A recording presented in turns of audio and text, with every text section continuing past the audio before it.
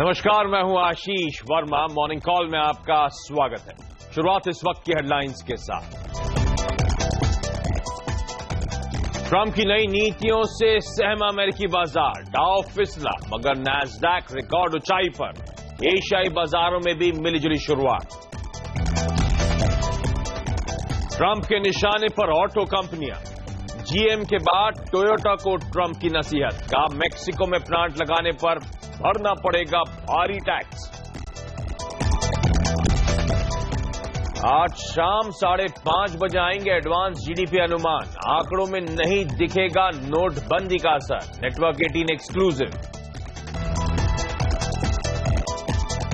Budget में चाय, चावल और लेदर के एक्सपोर्टर्स को मिल सकती है बड़ी राहत, जारी रहेगी ब्याज पर छूट।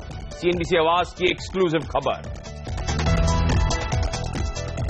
नोटबंदी के बाद राष्ट्रपति को गरीबों की चिंता, कहा गरीबों को तत्काल मदद दे सरकार, थोड़े वक्त के लिए आर्थिक मंदी की भी जताई आशंका।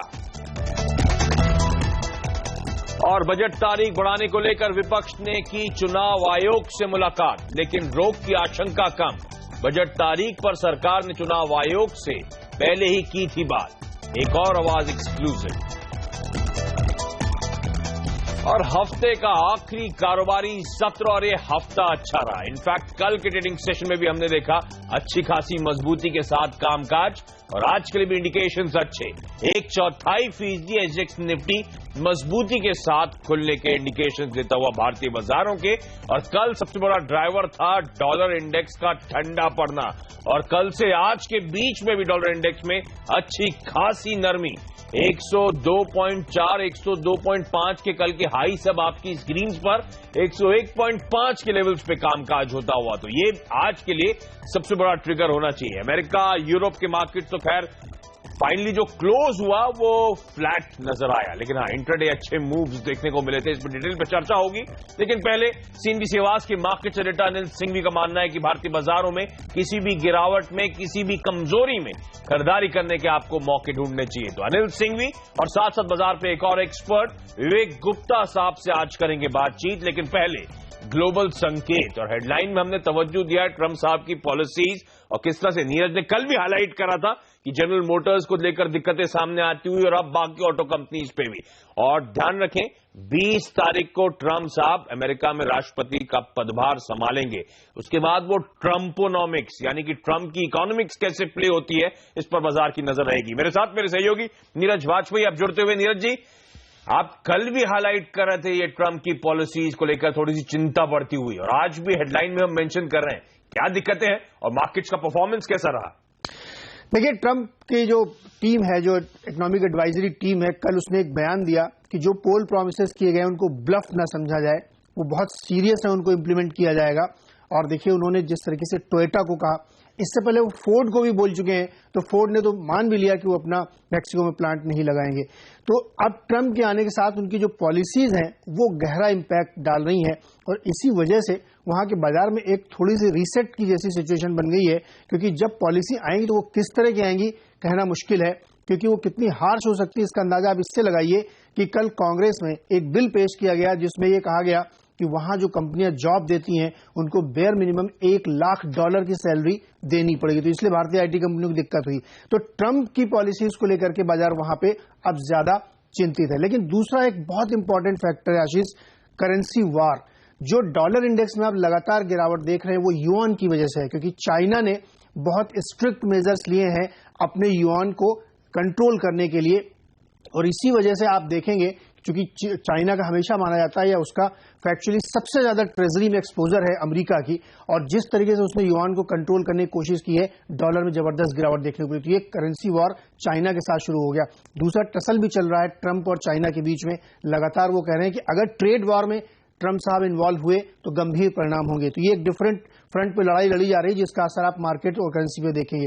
लेकिन घरेलू मार्केट जो अमेरिका का है वहां पे ट्रंप की पॉलिसीज हावी हैं, इसी वजह से वो पूरा मामला बदलता हुआ दिख रहा है। अब जो मॉर्गन स्टैनली 2 दिन पहले कहा था कि 20 जनवरी के आते आते मार्केट रिवर्सल ट्रेंड ले सकता है, वो कहीं ना कहीं सही दिख रहा है, क्योंकि डॉलर में बड़ी जबरदस्त वीकनेस आपको देखने को मिल रही है।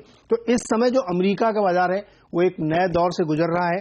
इमर्जिंग मार्केट्स उसको कैसे लेते हैं, केवल आप डॉलर देख के ट्रेड करेंगे या दूसरी पॉलिसीज भी इंपैक्ट करेंगी, ये बहुत इंपॉर्टेंट है। तो नेट नेट ये कहा जाए कि इंपैक्ट ट्रेडिंग के लिहाज से भले ही पॉजिटिव हो सकता है, लेकिन थोड़ा सा लॉन्गर टर्म में ये नेगेटिव इंपैक्ट होगा। और वैसे कल नैस्डैक ने इंट्राडे और फुटसी ने नैस्डैक ने मेरे ख्याल से क्लोजिंग हाईज छुए थे और फुटसी ने इंट्राडे हाईज छूते हुए नजर आए थे। अमेरिकन यूरोपियन मार्केट्स उच्चतम स्तरों पर हैं। आज अमेरिका में यूएस की वो जो दिसंबर जॉब्स रिपोर्ट आनी है वो इंपॉर्टेंट आंकड़ा होगा। एक्सपेक्टेशंस में पड़ा था 1,78,000 नए जॉब्स जुड़ने की है, तो आज देर शाम भारतीय समय अनुसार वो जॉब्स रिपोर्ट आएगी। और जहां तक करेंसी वार की नीरज ने बात छेड़ी है, आज सुबह सुबह खबरें आई कि चाइना ने युआन के जो फिक्सिंग है वो 0.9% स्ट्रेंथन करके करी है। 2005 के बाद से सबसे तगड़ा ये मूव लिया है चाइना ने। तो करेंसी वॉर छिड़े हुए हैं जो नीरज बाकू भी हाईलाइट भी कर रहे थे, ध्यान रखें, इंपॉर्टेंट डेटा पॉइंट है। लेकिन जहां तक आपने बाजार की बात है, भारतीय बाजारों की, कल आपको याद होगा बेहतरीन सेशन था। 1% से ज्यादा का उछाल भारतीय बाजारों में आता हुआ और इनफैक्ट दिन भर सस्टेन्ड बाइंग, फाइनली दिन के हाईज के आसपास जाके इंडियन मार्केट्स क्लोज हुए। चौतरफा खरीदारी का दिन था। डॉलर इंडेक्स में कमजोरी का भरपूर फायदा हमें मिला। इनफैक्ट 82.71 पे वो 200 डीएमए था, उसी लेवल्स के आसपास। कल हमने उसे तोड़ा भी, लेकिन उसी लेवल्स के आसपास जाके हम कल क्लोज होते हुए नजर आए। तो बड़े इंटरेस्टिंग जंक्चर पे है इस समय भारतीय बाजार। बैंक निफ्टी की कल वीकली क्लोजिंग थी और बैंक निफ्टी से सपोर्ट मिला है। 1.25% के आसपास बैंक निफ्टी में उछाल था। मैंने चौतरफा खरीदारी की बात करी। मिड कैप स्मॉल कैप्स आपकी स्क्रीन पर आएंगे, मार्केट ब्रेथ आपकी स्क्रीन पर आएगी। अच्छी खासी मजबूती के साथ कामकाज हुआ है। एफआईआईज ने कल बिकवाली का प्रेशर कैश मार्केट में काफी हद तक थमता हुआ 80-90 करोड़ रुपए की सिर्फ बिकवाली का आंकड़ा है और डीआईएस की तरफ से 450 करोड़ रुपए के आसपास की बाइंग होती हुई। और इनफैक्ट वायदा बाजार के आंकड़े में देख रहा था 3,500 करोड़ रुपए की बाइंग हुई है। Index futures, index option, stock futures, सब में कल बाइंग का आंकड़ा आता हुआ। ऐसे में रणनीति क्या होनी चाहिए? सीएनबीसी आवाज के मार्केट से रिलेटेड अनिल सिंह भी मेरे साथ जुड़ते हुए। अनिल जी हाय, गुड मॉर्निंग। बहुत ही इंपॉर्टेंट जंक्शन में जाके कल हम क्लोज हुए, वो 200 डीएमए के जो लेवल्स थे। अब यहां से क्या सस्टेन्ड बाइंग कंटिन्यू होगी? वो वीकेंड फैक्टर भी शायद मेरे जहन में प्ले करता हुआ नजर आएगा सर। लगता है कल का मोमेंटम आगे बढ़ना चाहिए और आज और कुछ नहीं चाहिए, सिर्फ एक पॉजिटिव क्लोजिंग बस। भले वो 5, 10, 15 पॉइंट की भी मिले, हरे निशान के साथ बंद होंगे तो होगा क्या कि 2 दिनों तक आप 8,270-75 के अहम आंकड़े के आसपास या इसके ऊपर बंद होंगे तो अगले हफ्ते के लिए आपके लिए सेटअप एकदम परफेक्ट तैयार हो जाएगा। और मुझे लग रहा है, हाँ ये जरूर है कि कल की जिस तरह की तेजी आज शायद भले ना भी हो, लेकिन होगी तेजी ही। और अगर सरप्राइज आना ही है तो वो ये नहीं होगा कि फ्राइडे है, आखिरी दिन है और उस वजह से बड़ी बिकवाली हो जाए। सरप्राइज पॉजिटिव साइड पर ही आएगा और वो पॉजिटिव साइड पर बाजार को और ऊपर ले जा सकता है। हालांकि मैंने जो टारगेट आज दिए वो 8,300 और 8,325 के दिए हैं, यानी कि कल की क्लोजिंग से 50 पॉइंट ऊपर तक के। लेकिन हो सकता है बाजार थोड़ा और भी ऊपर जाने की कोशिश करे और वो 8,350 भी आज ही आ जाए तो बड़ी बात नहीं है। तो मोमेंटम स्ट्रांग है। कल अच्छी खासी शॉर्ट कवरिंग भी हुई है, फ्रेश खरीदारी भी हुई है और सबसे बड़ी बात आशीष ये है कि रिस्क पता है इस मार्केट में कि आपका स्टॉप लॉस कहाँ है। जब स्टॉप लॉस पता हो तो ट्रेड करने का वो तेजी की तरफ मजा अलग होता है। तो 8,300, 8,325 बहुत, माफ कीजिएगा, 8,200, 8,225 वो रेंज है जो अब बहुत स्ट्रॉन्ग सपोर्ट का काम करेगी और जब तक वो टूटे नहीं घबराने की जरूरत नहीं है, तो तेजी का रुझान रहना चाहिए। बैंक निफ्टी से कल शॉर्ट कवरिंग के अच्छे संकेत आते हुए दिखे। हाँ, अगर आप ये कहेंगे निफ्टी और बैंक निफ्टी में, तो मैं अब भी कहूंगा कि बैंक निफ्टी को अहम लेवल को पार करना बाकी है। तो बैंक निफ्टी में छोटे टारगेट के लिए तेजी करके चले। स्टॉप लॉस आपका 18,000 बनेगा, 18,250, 18,300 के लक्ष्य के लिए बैंक निफ्टी में भी तेजी की जा सकती है। बैंक निफ्टी में असली एक्शन 18,300 के पार निकलने के बाद शुरू होगा। तो अटकने का लेवल बैंक निफ्टी में पहले दिख रहा है, लेकिन मुझे लगता है कि निफ्टी और बड़ी तेजी के लिए तैयार होता नजर आ रहा है। अच्छी बात कि निफ्टी और तेजी यहां से दिखाता हुआ नजर आएगा। 8220 के स्टॉप, यानी कि कल 8223 के हमने इंट्राडे लोज छुए थे, उन्हीं लेवल्स के आसपास अपना स्टॉप लॉस प्लेस करें और खरीदारी करने के किसी भी गिरावट में आज भारतीय बाजारों में आप मौके ढूंढ के चलें। इंटरेस्टिंग बात कि बैंक निफ्टी से ज्यादा आउट परफॉर्मेंस शायद निफ्टी दिखाता हुआ नजर आए, कन्विक्शन वहां ज्यादा है और आज दिन के दौरान अगर एक पॉजिटिव क्लोज दे दी तो ही अच्छे संकेत मान लीजिए बाजार के लिए। अच्छा, बाजार पे एक और एक्सपर्ट 24 कैरेट फाइनेंशियल सर्विसेज के विवेक गुप्ता साहब मेरे साथ जुड़ते हुए। विवेक जी हाय, गुड मॉर्निंग। आपकी चार्ट रीडिंग क्या कह रही है सर? निफ्टी में आज क्या करूं? Good morning Ashish ji. Overall Nifty का ट्रेंड बुलिश ही है। अगर शॉर्ट टर्म में देखें तो कल की क्लोजिंग काफी अच्छी हुई है। मुझे लगता है आज 8275 के ऊपर अगर क्लोजिंग हो जाती है तो फर्दर पॉजिटिव संकेत होगा। मुझे लगता है बाय ऑन डिप्स की रणनीति रखनी चाहिए। अगर 8250 से लेकर 8240 तक करेक्शन आता है तो वहां पे निफ्टी को बाई करना चाहिए विद स्टॉप लॉस ऑफ 8200 और ऊपर में 8320 के टारगेट देखे जा सकते हैं। दोनों एक्सपर्ट्स मानते हैं बाय ऑन डिप्स यानी कि हल्की कमजोरी आए भारतीय बाजारों में, कोई भी दबाव आए तो खरीदारी का ही मन बनाए, यहां से और अपसाइड्स देखने को मिलेंगे। अनिल भी कह रहे थे 8300 से 8325 और विवेक भी कह रहे हैं 8320 तक के जोन, यानी कि वो जोन है जहां तक आपको इस समय अब निफ्टी जाता हुआ नजर आएगा। अच्छा विवेक, आज के ट्रेड के लिए कोई स्टॉक स्पेसिफिक आइडियाज भी शेयर करें। दो स्टॉक्स है मेरी नजर में। पहला स्टॉक होगा bank of Baroda. Bank of Baroda अगर 151.65 का लेवल क्रॉस करता है तब बाई करना चाहिए विद स्टॉप लॉस ऑफ 150। ऊपर में 154 और 156 तक के टारगेट देखे जा सकते हैं। मैरिको ने भी काफी अच्छा पैटर्न बनाया है चार्ट्स में। अगर मैरिको 262 के ऊपर जाता है तो 258.50 की स्टॉप लॉस के साथ बाई करना चाहिए। टारगेट होगा 266 और 269 का। ओके, तो बैंक ऑफ बड़ौदा और मैरिको दोनों कंडीशनल कॉल्स हैं, अपने लेवल्स के ऊपर जाते हैं तो खरीदारी करने के मौके होंगे और टारगेट्स और स्टॉप लॉसेस आपकी स्क्रीन पर आते हुए। विवेक जी धन्यवाद आपका। और सीधे चलते हैं मेरी सहयोगी सोनम मेहता के पास। सोनम ने सुबह सुबह कुछ और एक्सपर्ट से बातचीत कर रखी है। सोनम हाय, गुड मॉर्निंग। कुछ और ट्रेडिंग आइडियाज आपके पास हैं, शेयर करें। गुड मॉर्निंग आशीष। सबसे पहला कॉल है निर्मल बैंक की स्वाति होटकर का। सीमेंस में खरीदारी की सलाह दे रही है। लक्ष्य 1180 रुपए का रहेगा, स्टॉप लॉस 1120 का लगाइए। दूसरा कॉल है मोनार्क नेटवर्क कैपिटल के मानव चोपड़ा का, जिसने येस बैंक को खरीदने की सलाह दी है। लक्ष्य 1280 का रहेगा, स्टॉप लॉस 1180 का लगाइए। और तीसरा कॉल है ट्रेड्स विद ब्रोकिंग के निशांत जैन का, जिसने आरईसी में खरीदारी की सलाह दी है। लक्ष्य 132 रुपए का रहेगा तो स्टॉप लॉस 125 रुपए का लगाइए। अच्छी खबरें आती हुई। अनिल और विवेक दोनों एक्सपर्ट्स मान रहे थे भारतीय बाजारों में अपसाइड्स और हैं, खरीदारी करने के मौके ढूंढें। इसके अलावा जितने ट्रेडिंग आइडियाज आए हैं सबके सब बाय रिकमेंडेशंस हैं। Bank of Baroda, yes bank, दो बैंक्स पे दाव लगा सकते हैं आप। इसके अलावा एक एनबीएफसी आरईसी पे भी खरीदारी करने के मौके ढूंढें और इनके अलावा मैरिको और सीमेंस को भी अपने रडार पे रखें। चलिए, तो टेक्निकल एस्पेक्ट ही टेक्निकल आइडियाज थे, लेकिन आज कौन से टॉप 5 शेयर्स रहेंगे फोकस में खबरों की वजह से, ये बताने के मेरे साथ मेरे सहयोगी हेमंत घई अब जुड़ते हुए। हेमंत हाय, गुड मॉर्निंग। मॉर्निंग आशीष। कौन से स्टॉक्स रडार पर? वो कार्ड को नजर रखिए आप। देखिए, कभी पॉजिटिव खबर आती है तो कभी नेगेटिव खबर आती है इस शेयर के लिए, और आज अच्छी खबर है। अंकलेश्वर गुजरात में जो इनका प्लांट है, जर्मन के रेगुलेटर कह रहा है कि ये गुड मैन्युफैक्चरिंग प्रैक्टिसेस का पालन करते हैं।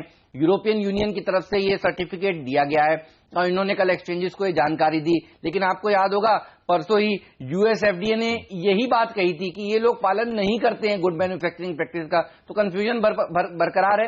लेकिन अच्छी बात अगर ढूंढने निकले तो ये है कि यूएस एफडीए के इस बयान के बाद ये शेयर गिरा नहीं था। तो देखना होगा आज क्या जर्मनी के रेगुलेटर के इस बयान के बाद ये शेयर चढ़ता है। बहरहाल इस स्टॉक पर नजर रहेगी। साथ ही नजर रखिएगा रिलायंस कम्युनिकेशन पर भी। ये शेयर लगातार कमजोर होता जा रहा है और देखिए प्रमोटर्स जो हैं शेयरों को गिरवी रख रहे हैं। करीब 4.41% शेयरों को गिरवी रखा गया है। इस तरह की खबरें बाजार को पसंद नहीं आती, तो आज यहां पर दबाव देखने को मिलेगा। पिरामल एंटरप्राइजेज ये एक ऐसी कंपनी है जो अब हाउसिंग फाइनेंस में उतरना चाहती है और बोर्ड ने मंजूरी दे दी है। नेशनल हाउसिंग बैंक बोर्ड की अब मंजूरी मिलना बाकी है, उनको ये अब याचिका दाखिल करने वाले हैं।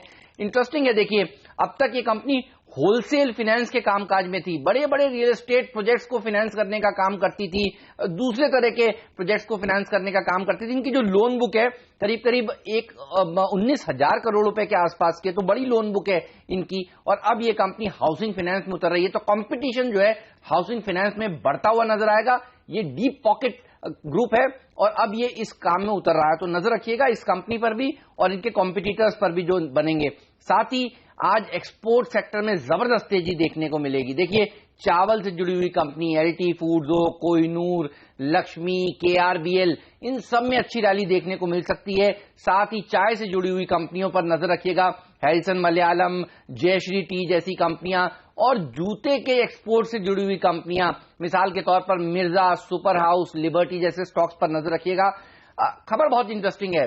बजट से पहले ये खबर आ रही है कि जो एक्सपोर्टर्स को इंटरेस्ट सबवेंशन दिया जाता है 3% का, यानी अगर ये एक्सपोर्टर्स कर्ज लेते हैं तो उस कर्ज में 3% की छूट मिलती है, इनको वापस कर देती है सरकार, ये एक बड़ी राहत की बात है जो कंटिन्यू रहने वाली है अगले फाइनेंशियल ईयर में भी। और आप देखिए अब कर्जे वैसे भी सस्ते हो गए हैं और इंटरेस्ट सबवेंशन की स्कीम का जो परसेंटेज है 3% का वो जारी रहने वाला है, तो बड़ी राहत की बात इन तमाम कंपनियों के लिए। लेकिन खराब खबर है आईटी सेक्टर के लिए, आज दबाव फिर से देखने को मिल सकता है। और आप देखिए कल सेकेंड हाफ से किस तरह से प्रेशर में रहे थे ये स्टॉक्स, इन्फोसिस, टीसीएस, एचसीएल टेक। यहां पर प्रेशर इसलिए देखने को मिल सकता है क्योंकि यूएस में दो रिपब्लिकन्स ने वापस से कांग्रेस में एक बिल पेश कर दिया है, रख दिया है H1B वीजा का, और ये कह रहे हैं कि अब रोक देना चाहिए बाहर से जो लोग हैं जो यूएस में आके नौकरियां कर रहे हैं, और उसके लिए कड़ी शर्तें रखी गई हैं। $1 लाख प्रति साल मिनिमम सैलरी होनी चाहिए। और देखिए आईटी कंपनियों के लिए दिक्कत बढ़ने वाली है। आशीष, आप तो वैसे भी इस सेक्टर को क्लोजली ट्रैक करते हैं, आप ज्यादा समझा सकते हैं, ये ओवरहैंग लगता है आज भी रहेगा। बिल्कुल, कल भी दिन के लोज पे जाके पॉकेट क्लोज होती हुई नजर आई थी। तो आईटी को अपने रडार पे रखें, खासकर जिनका यूएस एक्सपोजर ज्यादा है, तमाम स्टॉक्स हेमंत ने हाईलाइट करे। एक्सपोर्ट ओरिएंटेड कंपनीज के लिए अच्छी खबर शायद जल्द आने वाली है। तो leather manufacturers, rice exporting companies, T exporting companies, ये वो पॉकेट्स हैं जो आज अच्छी हरकत दिखा सकती हैं। Piramal enterprises, housing finance company खोलने का फायदा मिलेगा। रिलायंस कम्युनिकेशन प्रमोटर प्लेज के चलते आज दबाव में रहेगा और वर्क हार्ड। हालांकि असली ट्रिगर तो होगा जब यूएस एफडीए मानेगा कि प्लांट सही है, इस कंपनी के क्लीन है, गुड मैन्युफैक्चरिंग प्रैक्टिसेस फॉलो करते हैं। लेकिन एक सेंटिमेंट पॉजिटिव जर्मन रेगुलेटर की तरफ से अंकलेश्वर प्लांट को हरी झंडी जो मिली है। लेकिन चलिए आज के इवेंट्स कैलेंडर पर भी नजर डाल लीजिए। हेडलाइन में मैंने कहा था आज शाम को 5:30 बजे एडवांस जीडीपी के आंकड़े आने वाले हैं। इसके अलावा अपार इंडस्ट्रीज स्टॉक को अपने रडार पे रखें। इक्विटी बाय बैक पर इस कंपनी का बोर्ड आज बैठक करने वाला है। ट्राई और टेलीकॉम कंपनियों की मुलाकात होनी है आज। इसके अलावा बीजेपी की 2 दिवसीय राष्ट्रीय कार्यकारिणी की बैठक होगी और इंग्लैंड के खिलाफ वनडे T20 मैचों के लिए भारतीय टीम का आज ऐलान भी होना है। लेकिन चलिए यहां पे एक छोटा सा ब्रेक के बाद आपको बताऊंगा कमोडिटी और करेंसी मार्केट्स में आज की टॉप स्ट्रैटेजीज।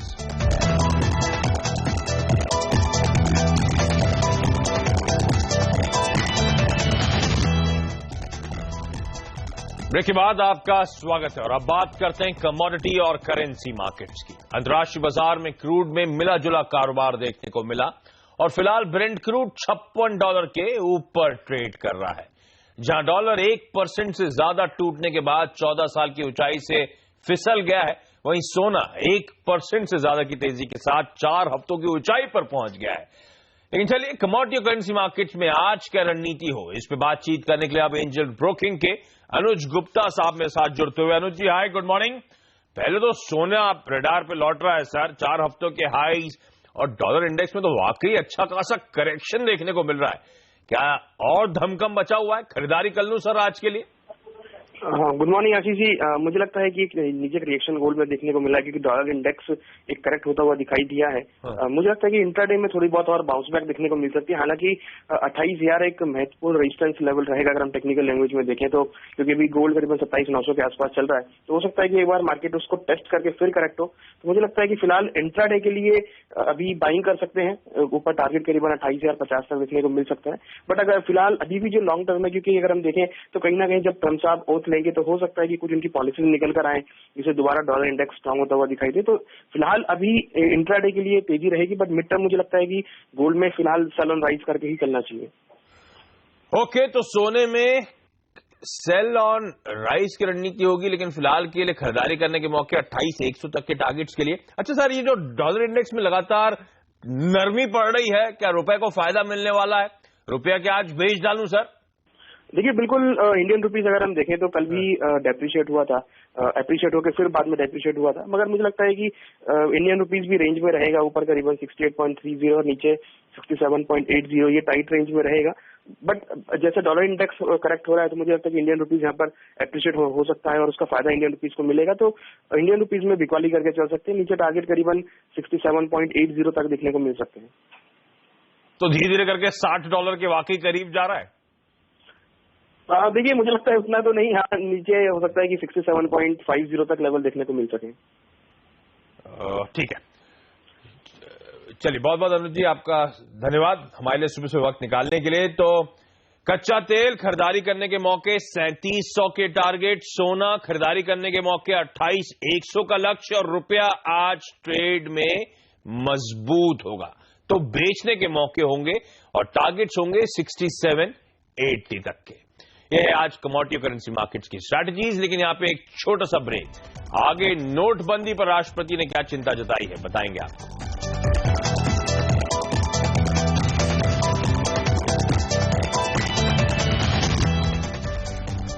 ब्रेक के बाद आपका स्वागत है। और देश में हुए नोटबंदी के फैसले के बाद तमाम विपक्षी पार्टियों ने मोदी सरकार पर हमला बोला। लेकिन यह पहली बार है जब राष्ट्रपति प्रणब मुखर्जी ने भी इस फैसले पर कुछ सवाल खड़े किए। राष्ट्रपति ने कहा कि नोटबंदी की वजह से गरीबों की परेशानियां बढ़ी हैं। उन्होंने ये भी कहा कि सरकार को गरीबों की तकलीफों के बारे में कुछ करना चाहिए। नोटबंदी से लंबे समय में गरीबों को फायदा होगा, लेकिन गरीब इतना लंबा इंतजार नहीं कर सकते, उन्हें तुरंत राहत चाहिए। उन्होंने ये भी कहा कि नोटबंदी से काला धन और भ्रष्टाचार के खिलाफ लड़ाई में ताकत मिलेगी, लेकिन इससे फिलहाल अर्थव्यवस्था की रफ्तार पर भी प्रभाव पड़ेगा। इससे अस्थायी आर्थिक मंदी आ सकती है। और अंत में देख लीजिए हफ्ते का आखिरी कारोबारी सत्र और एसजीएक्स निफ्टी आपकी स्क्रीन पर आएगा। 17 पॉइंट के आसपास की मजबूती के इंडिकेशंस आते हुए हमने 18 पॉइंट के साथ कार्यक्रम की शुरुआत करी थी, तो वही 1/4% के आसपास बढ़त के इंडिकेशंस हैं। दो एक्सपर्ट से बात करिए, अनिल और विवेक गुप्ता, दोनों मानते भारतीय बाजारों में खरीदारी करने के मौके होंगे 8300, 8320, 8325। इन टारगेट्स को आज आप अप्रोच कर सकते हैं और जितने स्टॉक स्पेसिफिक ट्रेडिंग आइडियाज आए सारे के सारे बाय रिकमेंडेशंस। नहीं, चलिए मॉर्निंग कॉल में आज के लिए इतना ही। छोटा सा ब्रेक के बाद स्टॉक 2020। नमस्कार।